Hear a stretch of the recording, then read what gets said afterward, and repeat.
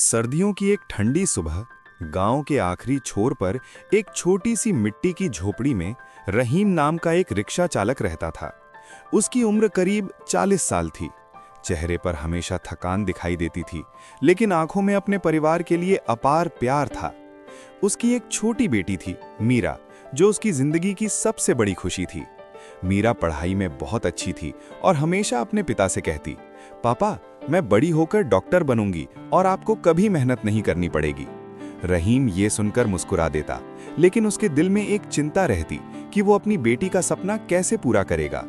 एक दिन स्कूल से खबर आई कि मीरा की वार्षिक परीक्षा की फीस जमा करनी होगी, नहीं तो वो परीक्षा नहीं दे पाएगी।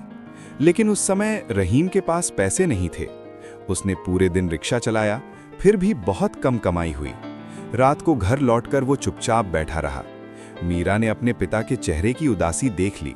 वो धीरे से बोली, पापा, अगर पैसे नहीं हैं तो मैं परीक्षा नहीं दूंगी, आप चिंता मत करो।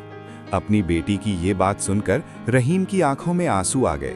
उसने मन ही मन फैसला किया कि चाहे जो हो जाए, वो अपनी बेटी का सपना टूटने नहीं देगा। अगले दिन वो सुबह बहुत जल्दी निकल गया और देर रात तक बिना रुके रिक्शा चलाता रहा। थकान के बावजूद उसने हार नहीं मानी। कई दिनों की मेहनत के बाद आखिरकार वो परीक्षा की फीस के लिए पैसे जुटाने में सफल हो गया।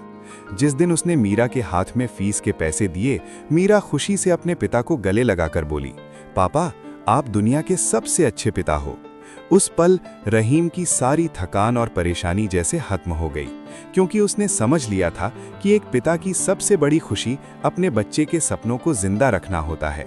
इस कहानी से हमें ये सीख मिलती है कि सच्चा प्यार और त्याग कभी व्यर्थ नहीं जाता, एक दिन उसका फल जरूर मिलता है।